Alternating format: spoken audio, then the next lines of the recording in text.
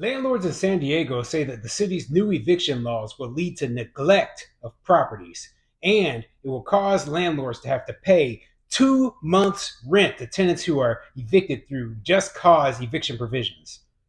I'm Tony, and this is Real Estate Investing and Landlord News. All right, so I have an interesting article for you today, and it's actually an article and a video that I'm going to be playing, and it's going over San Diego's new tenant eviction protections. Now, obviously, California was one of the last places to get rid of the eviction moratoriums during the pandemic, and San Diego is, it's just very, very left leaning, very progressive, very anti landlord, anti property rights. And so this sort of eviction protection, it doesn't surprise me, and it shouldn't surprise anyone who lives in California and sees the way that things are going out there. So basically, they're making it even harder for landlords to be able to rehab their properties by saying, hey, you can no longer easily remove this tenant so that you can do upgrades and updates to your property. They're also saying that, hey, if you decide that you want to remove a tenant, when the lease expires, well, you have to pay them. Okay, you have to give them money because they should get a bonus, I suppose, for honoring the contract that they signed. What idiocy! I'm 100% opposed to any of these provisions of law that say that, oh, well, if the tenant needs to relocate, you need to pay relocation expenses. I'm not the tenant's employer. I'm the tenant's housing provider. And you know what I'm going to have to do if I have to pay relocation expenses? I'm going to have my rents that much higher in order to pay for that cost. So it's absolutely ridiculous that they're expecting landlords to do this. But you know what? Doesn't surprise me. It doesn't surprise me one bit. So before I get into the article, go ahead, hit the like and subscribe button. Maybe leave a comment down below and let me know what you think. What kind of crazy laws do you think they're going to try to pass in California next? That's the funny thing to me. Every time I read an article about some new anti-landlord law that's passing in California, I'm just like, man, the creativity they have in trying to stick it to the landlords. It's almost hilarious, except for there's real consequences to the landlords who are investing there and own property there, especially if they end up in the hole and can't get out of it. Okay, so right now we're in a environment of raising interest rates, and with raising interest rates, with caps on how much rent you can charge, with strong tenant protections, the ultimate result will be that there are going to be landlords who end up in bankruptcy and foreclosure. And, I don't wish that upon anybody. The only thing I want is for the markets to be free and open and determined by market forces and not by the government. The government makes horrible, horrible decisions. They put blanket just policies out there, and they don't even think for 1 second about unintended consequences. And man, that's why the government cannot be in charge of housing. So, man, let's get into this video and this article because it's quite interesting, and it has comments from a small landlord in San Diego and what he thinks of the new law. So let's get into that right now. It puts more pressure on people like myself who just have smaller units in San Diego. In every wall, door, window of this property, what Jaime Battle sees is effort. We come to this country, let's work hard, and the American dream is achievable. A dream he started living in 2009 when he was able to buy these two houses in Shelltown and rent them. Jaime knows what it's like not to have a roof over your head. I grew up in a section home in San Isidro with my grandmother.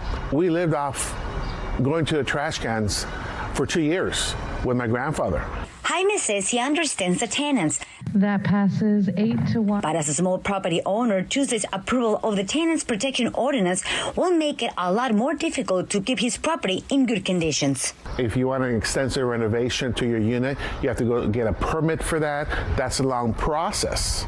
Under the Residential Tenants Protection Ordinance, to prevent displacement and homelessness, tenants will have protection from the first day they sign their lease. Landlords will have to pay the tenants 2 to 3 months' rent if they are evicted with no fault, and they must have remodeling permits in hand before sending the eviction letter. They also must prove that tenants cannot live in the property during the remodeling. What happens if you have to renovate the unit completely? If you can't have a stove or working refrigerator, refrigerator, or even a air conditioning, then you can't remodel a place like that with a current tenant in. All right, you saw that video, and man, I feel for the landlords in San Diego. It doesn't make a lot of sense to me that they put these sort of laws in place and they don't think about, hey, what is the effect going to be on the landlords who are investing there and who own property there? They think that, oh well, everything will just work exactly the same way it does now, except this will keep these people housed. No, no, it won't. It will cause people to have to raise their rents, and that is one of the unfortunate consequences. But I wanted to get into another article that goes over more specific details about the new eviction law that has passed up in San Diego. So this article is coming from NBCSanDiego.com, and it says San Diego City Council approves new rental protections in initial vote. And it has a little bit more detail, so let's get into it. The San Diego City Council passed an ordinance proposed by San Diego Mayor Todd Gloria and City Council President Sean Elo Rivera, providing protections to renters from eviction as long as they continue to pay rent and comply with their lease. The ordinance passed 8-1, with Councilmember Jen Campbell dissenting after hours of comment from renters and landlords. It still has to pass a second reading, which will be on May 16th, then be approved by the mayor, who has 10 days to sign it. The law would go into effect 30 days after that. So the law, basically, there's no chance it's not going to pass. I mean, you could see it was passed 8-1 on the initial vote, and the mayor is the one who proposed all this nonsense, right? So there's no chance it's not going to pass. They sat there and they pretended like, oh, we're really listening to the landlords here, right? And they went ahead and went through with this anyway without even taking into consideration what effect this is going to have on landlords, particularly small landlords. Elo Rivera and Gloria revealed the Residential Tenant Protections Ordinance to prevent displacement and homelessness last week, saying it is a step toward addressing the twin housing and homelessness crises the city faces. San Diegans who are paying their rent and abiding by their lease should not live in fear of eviction, Elo Rivera said. Sadly, too often, San Diego renters are being evicted despite the rules. These evictions cause massive financial and emotional distress to families and can lead to displacement and put people at risk of homelessness. This ordinance provides the protections that San Diego renters need and deserve. And that's just a bunch of garbage, okay? They all, oh, it's going to lead to homelessness and blah, blah, blah. That's garbage. It's complete garbage, okay? These sort of things where you can just, at the end of a lease term, you agree to a 12-month lease. And when the 12 months is over, you decide not to renew the lease, well, the person just moves on to somewhere else, okay? That is the way a contract works. It's like when you go and you lease a car, okay? And it's for 36 months.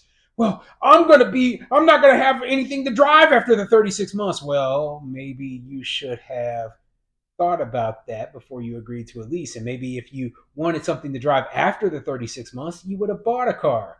Or in the case of a house, you would have bought a house. Just keep in mind, the contract is for a specific amount of time. So when you put these laws into place, the only thing it's doing is voiding our contracts, making our contracts pretty much useless and letting the tenant decide when they come and when they go. That's stupid. So let's get into the specific details, right? And let me skip down a little bit in this article. And it says here, the draft ordinance would apply protections from day one of a lease with exemptions for short-term leases, offer financial assistance to tenants from landlords when a tenant's lease is terminated through no fault of their own, and have accountability measures to punish those violating tenant protections. It would require landlords to pay tenants 2 months' rent if they are evicted at no fault of their own. On the other hand, landlords are also allowed to evict for renovation reasons as long as they have proper permits and post a 30-day notice. So basically, they're like, oh, well, you can evict if you have a permit. Like, how the heck am I going to get a permit to do work on a house with the tenant still living in it? That's how stupid this crap is, okay? I mean, what are they thinking here? It is idiotic, it just makes no sense. So, I'm not surprised. I'm not surprised. I'm not surprised. And no one who's watching this video probably is surprised either. Okay. We just watch, the train wreck that is happening in California every single day. And I laugh.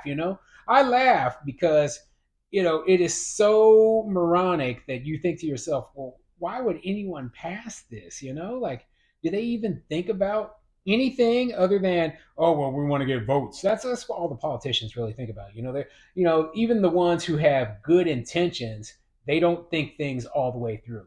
And this will end disastrously for landlords. It always does. And it will end bad for tenants too, because they're going to end up with much higher rents, much less housing available to rent.